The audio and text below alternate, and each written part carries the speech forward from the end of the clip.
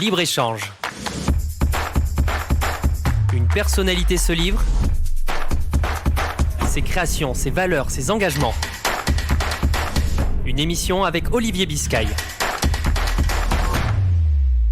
Bonsoir à toutes et à tous, ravi de vous retrouver sur Libre-Échange, une émission sur Radio Aviva en partenariat avec Midi Libre.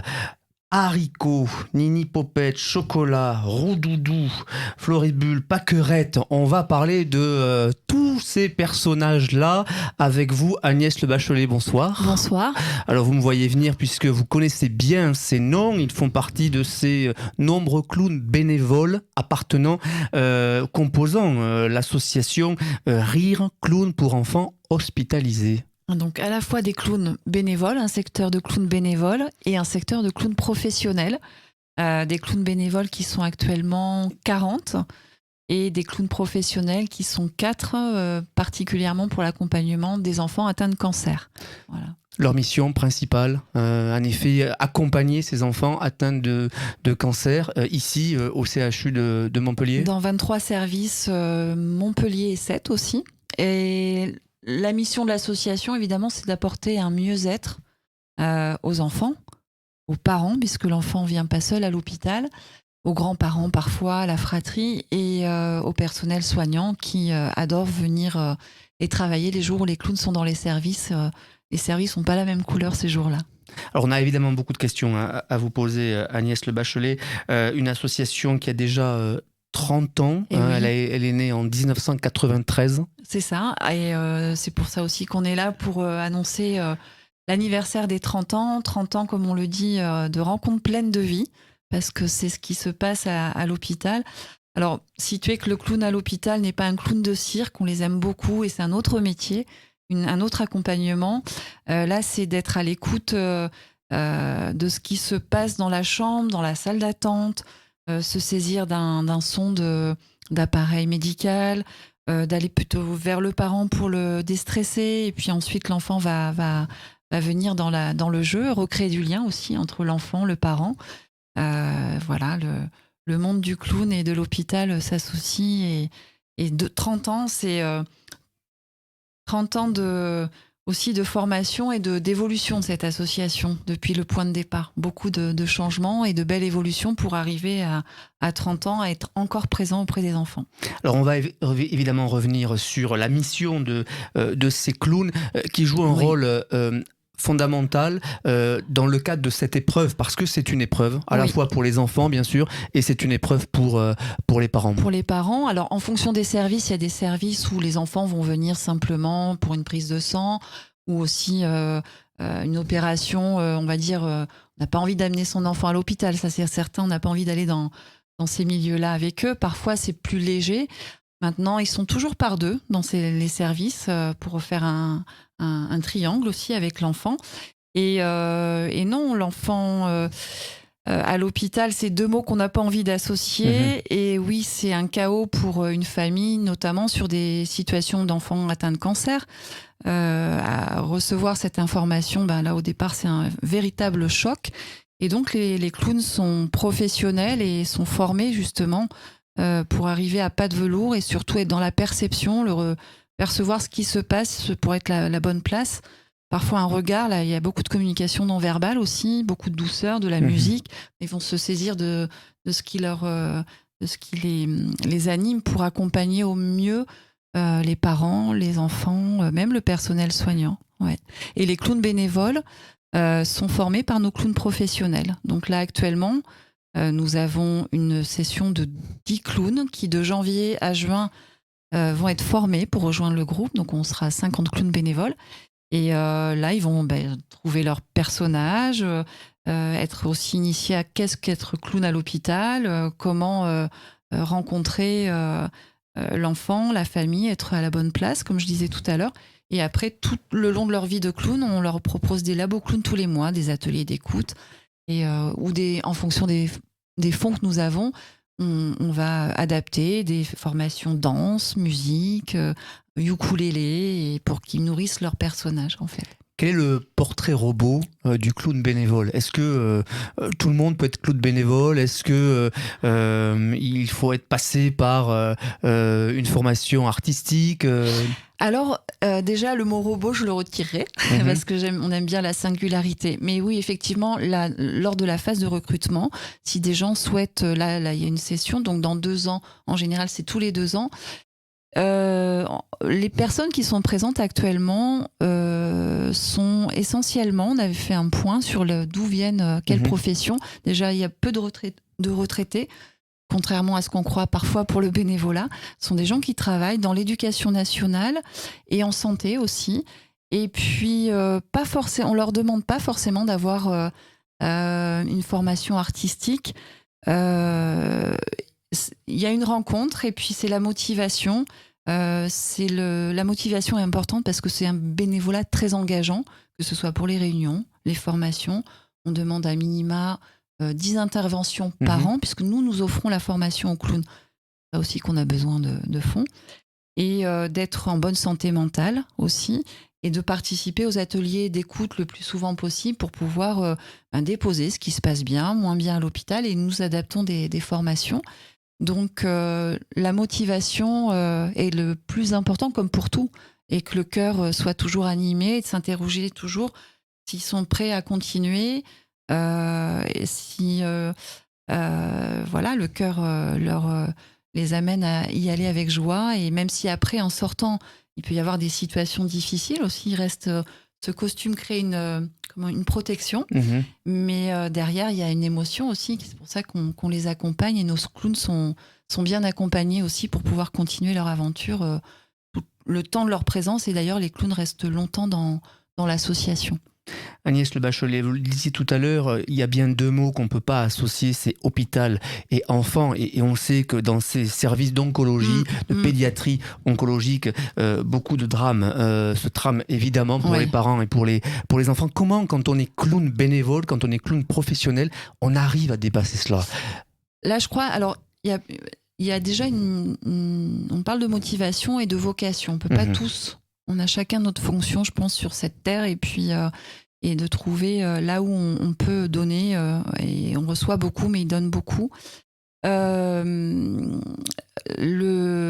question, rappelez-moi précisément. Comment ils arrivent à dépasser, dépasser ces moments de difficulté avec les enfants, parce que ils sont là, ces enfants, pour un traitement particulier. Ils sont là. Bon, après. Dépasser, c'est de toute façon, ils sont formés. Ils sont OK d'être là. Et puis, il y a la magie qui opère, en fait. C'est que moi-même, ayant eu cette expérience personnelle, l'enfant, c'est lui l'acteur. Le but, c'est qu'il devienne acteur aussi du jeu, parce qu'il est objet de soins, ou parfois, même si le personnel soignant dans ces milieux-là sont magnifiques, sont professionnels et donnent beaucoup de temps, c'est des situations très difficiles à accompagner.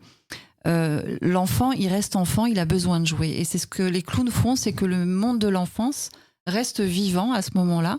Et de pas peut-être nous, adultes, justement, on va être beaucoup plus plombés, on va dire, ou atteints. Et l'enfant, bien sûr, qui souffre, bien sûr, qu'il y a tout ce qui est difficile.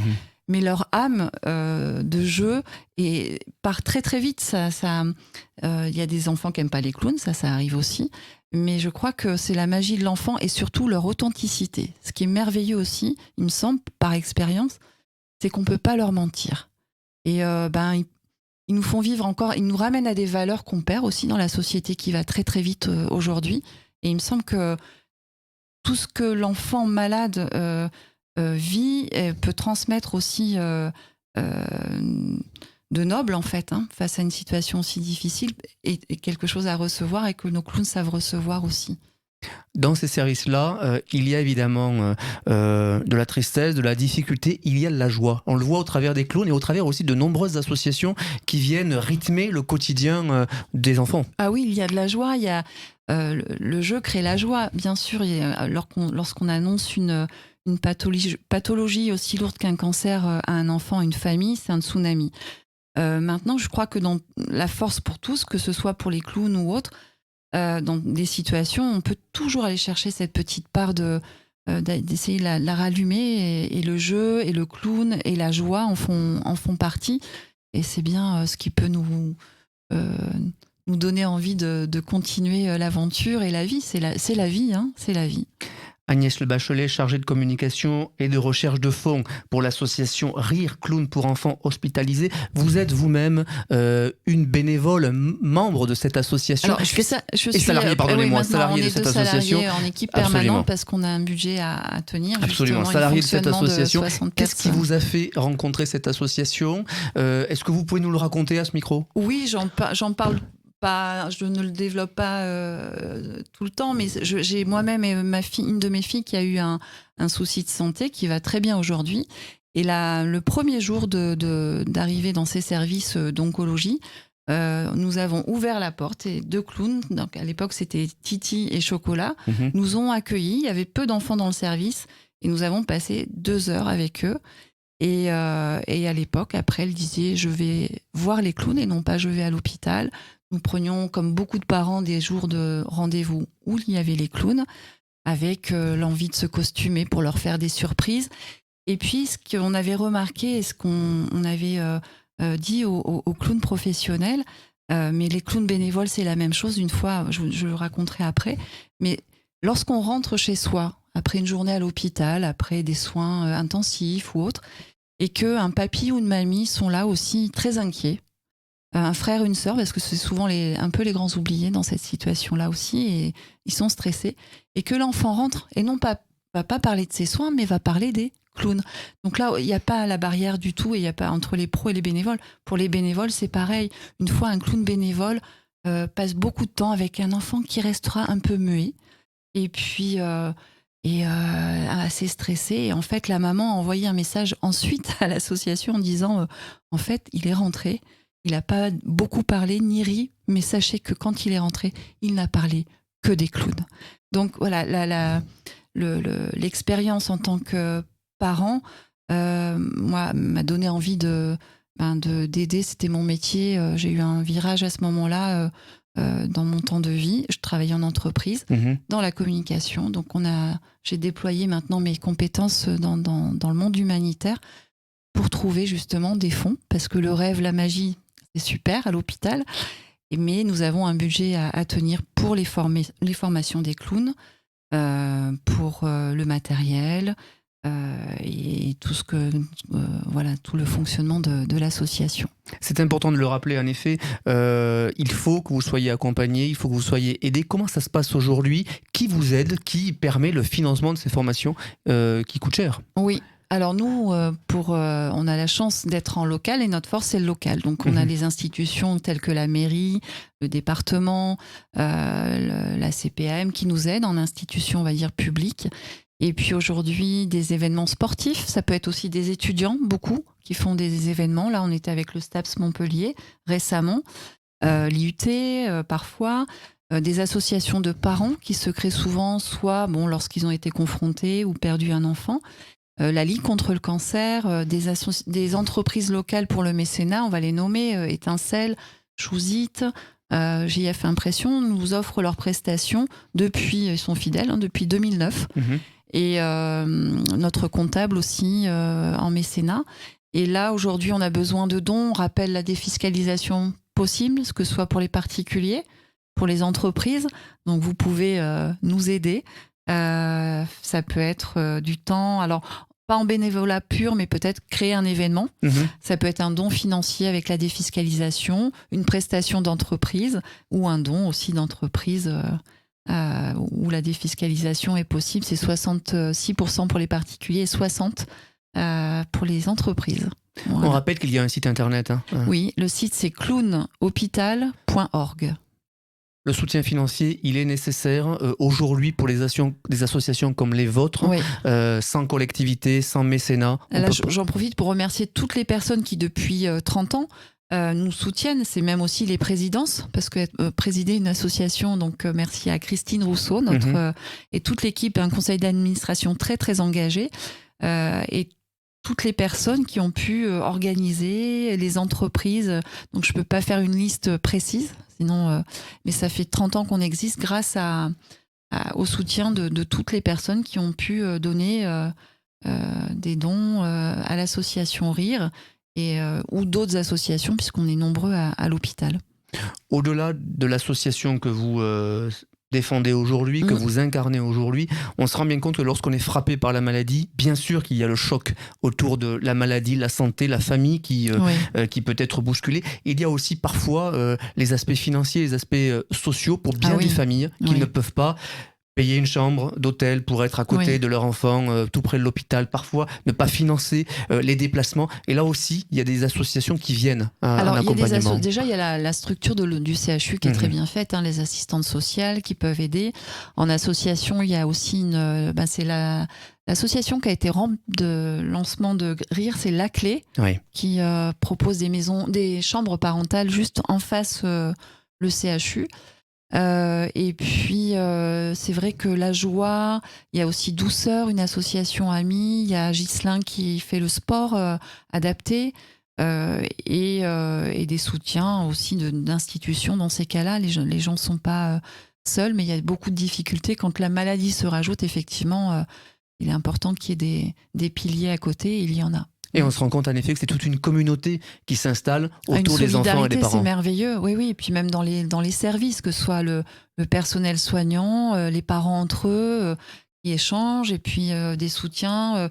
Là, récemment aussi, on a eu la chance d'avoir un partenariat au niveau de la voile. On est partenaire du SEM à la Grande Motte. Et on a Jean-Pierre Balmès qui a fait la route du Rhum il y a 4 ans. Donc on a fait naviguer des enfants. Et là, on est retourné à Saint-Malo. Bon, il n'a pas terminé, mais on voyait les enfants qui l'ont suivi avec les éducateurs, avec les instits, toute la solidarité dans les familles. Parfois, certains ont des passages un peu difficiles et ils ne sont pas seuls, en fait. Alors là, on parle pas mal des services d'oncologie, mais il faut savoir que dans tous les autres services, cette même solidarité existe. Là, il s'agit du long terme. Quand il s'agit d'oncologie, de cancer, les enfants sont amenés à revenir. Donc le lien se crée. Parfois, les services où vont les bénévoles, la différence, on va dire, c'est qu'ils ont une mission ponctuelle. Ils ne vont pas revoir les enfants, qui vont être là juste un temps dans le service et repartir chez eux, et pas forcément sur des maladies longue durée. Agnès Le Bachelet, chargée de communication, je le rappelle, et recherche de fonds pour l'association RIR, Clown pour enfants hospitalisés. Que devrait faire de plus l'État pour vous aider, par exemple? Est-ce que s'il y a un message à passer en ce début d'année où le gouvernement, le président de la République peut solutionner, qu'est-ce qu'il devrait faire de plus? Oula On ne doit pas faire de politique dans une association, mais je crois que ce que vous venez d'évoquer juste avant, c'est le soutien, en tout cas par rapport à une famille qui a un enfant qui tombe malade. Il y a des RTT que les collègues peuvent donner. Il y a le congé présence parentale. Je crois que ça pourrait être augmenté forcément, et de s'attarder un peu plus et sur le terrain directement avec quelques familles. On voit très très bien ce qu'il y a de soutien social, financier, d'amener aussi le soin à domicile. Parfois aussi, les retours à la maison sont difficiles parce qu'être pris en charge par une structure, hospitalière, c'est tout le monde présent. Il y a un grand vide quand on rentre à la maison. Donc là, il y a besoin de soutien des familles qui ont des moyens, peuvent s'offrir peut-être des séances de sophrologie ou de bien-être ou même vérifier qu'elle puisse se nourrir correctement, être en bonne santé. Il y a un parent qui peut souvent arrêter de travailler aussi. Donc là, je crois qu'il y a besoin il y a du soutien, mais il y a besoin de plus de soutien à ce niveau-là, c'est évident. Et au niveau, vous qui êtes aussi sur le terrain, et vous l'avez été fortement auprès des services hospitaliers, vous entendez les messages des soignants qui appellent à un peu plus de personnel, à un peu plus d'écoute, parfois un peu plus de moyens, alors sans faire de politique cependant. Est-ce qu'il y a là aussi des signaux qui vous sont remontés par ces soignants-là, ces équipes-là? Pour être simplement à l'hôpital, oui. Déjà, la situation Covid a été pour nous une traversée aussi. Donc les clowns professionnels ont pu continuer. Les clowns bénévoles ont dû arrêter pour question d'hygiène. C'est clair que l'absence de clowns pour le personnel soignant était difficile aussi. Et forcément, que dire? Créer des lits, c'est simple de construire un hôpital, non? Il me semble. Un autre ou d'autres chambres. Quand on voit Oui, oui, concrètement, quand on voit que des personnes ou des brancards ou des personnes en situation très difficile sont dans le couloir et que on avait le temps de faire et les moyens de le faire, à mon sens. Je voudrais qu'on évoque un livre que j'ai sous les yeux, celui de Nadine Ponce, Mhm. Clown à l'hôpital, quand le clown rencontre l'enfant Oui. malade. Parlez-nous de ce livre. Alors, je vais vous parler de Nadine. Et de Nadine, bien sûr, au travers, bien Nadine sûr. Ponce, c'est Clown Roudoudou. Ouais. C'est une des plus, alors je vais mettre entre guillemets, anciennes, tellement elle a la jeunesse dans son cœur, Mhm. de l'association. Nadine a d'abord été clown bénévole et ensuite, lorsque le CHU est venu en 2004 demander à l'association Rire de faire cette action des clowns pro pour les enfants atteints de cancer, Nadine aussi s'est formée en parallèle à un DU de pratique de jeu dans le soin. Elle a fait un mémoire pour obtenir ce DU et de ce mémoire est né ce livre où elle décrit des rencontres avec les enfants et derrière elle en dit un peu plus de qu'est-ce qui s'est joué, qu'est-ce qui s'est passé, qu'est-ce que le clown a perçu. Et effectivement, après, il y a des ateliers d'analyse de pratique avec la psychanalyste pour accompagner ces clowns pros. Et donc, ça donne un peu la note, l'âme un peu de l'esprit de l'accompagnement de nos clowns dans l'association, puisque nos clowns professionnels forment les clowns bénévoles. Donc, il y a comme une personne, une association a une âme. Donc, elle porte des valeurs, une expérience de clown qu'elle transmet et qu'elle aime encore transmettre aujourd'hui, justement sur la prochaine formation et session de nouveaux clowns bénévoles. La préface est signée par Henri Pujol, président de la Ligue Oui. contre le cancer, une personnalité ô combien haute en couleur, qui dit quelque chose dans cette préface. Je vous propose de vous le lire. Le clown, il faut savoir qu'il ne joue pas un rôle, mais qu'il donne une partie de sa propre vie et de ses sentiments. Ah oui, là, elle vous en parlerait beaucoup mieux que moi. Henri Pujol a toujours accompagné l'association Rire. Maintenant, c'est le professeur Dubois qui a pris le relais et la Ligue contre le cancer est toujours présente et œuvre beaucoup pour cette pathologie. Oui, c'est du don. C'est du don de soi aussi simplement que vous le dites là. Et ils savent tellement recevoir aussi ce que les enfants savent donner encore, même dans des situations de maladie. Ouais. Y a-t-il un travail que vous conduisez avec l'éducation nationale, avec l'école ? C'est une maladie qui est dans l'esprit de beaucoup de Français, dans beaucoup de familles, et souvent éduquer, sensibiliser les enfants dès leur plus jeune âge à cette maladie-là, à la dépasser aussi. Ouais. Alors là, l'éducation, quand nous rencontrons des partenaires comme des écoles, on l'a fait récemment avec une école qui est hors département, mais du Sambuc, où ils partageaient toute la navigation, à quoi ça sert de faire des maths, etc. Et moi, je partage avec eux les valeurs solidaires. Ils vendent des t-shirts, ils font des actions. Il y a des enfants qui vendent des gâteaux. Donc, on transmet beaucoup la valeur de la solidarité, en fait. Et Nadine a créé un spectacle là qui va justement porter en partie par la Ligue contre le cancer sur toute son expérience. Un spectacle de elle clown avec des enfants. Et elle va le faire en scolaire, justement, parce qu'il peut y avoir des peurs par rapport à la maladie. Parce mais que c'est une temps, maladie qui fait encore peur. Oui. Là, c'est vrai qu'on axe beaucoup là, l'interview sur cette pathologie. Mais c'est vrai que on peut aussi. L'enfant est simple, il est direct. Il va poser une question, même s'il a peur de la mort, il va poser directement, ou il passe par le jeu, mais il pose aussi assez directement les questions. Et on peut assez simplement leur répondre. Je crois qu'ils ont besoin de simplicité.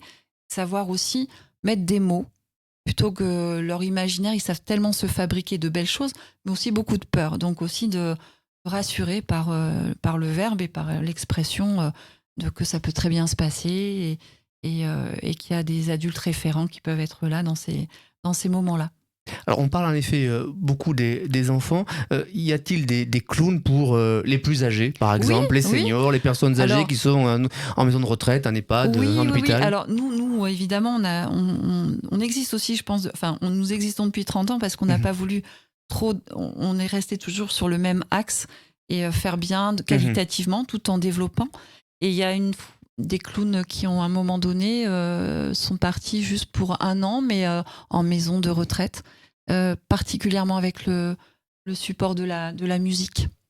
Le support de la musique, pour les personnes notamment qui ont Alzheimer, le son peuvent vraiment les aider et ramènent des souvenirs et les accompagner. Donc ça veut dire aussi que l'accompagnement, pas seulement médical, pas seulement celui des soignants, mais par la musique, le rire.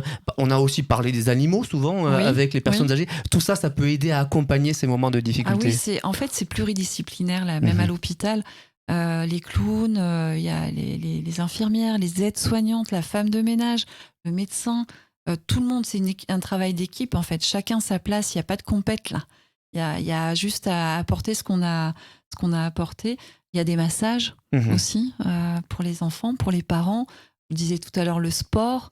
Il y a Laurent Montagne que j'ai rencontré il n'y a pas très longtemps, un artiste local avec sa guitare qui va en néonate aussi pour juste amener le son et endormir les bébés. Les mamans aimeraient bien qu'ils restent la nuit, mais donc il y a plein de belles personnes qui sont à l'hôpital.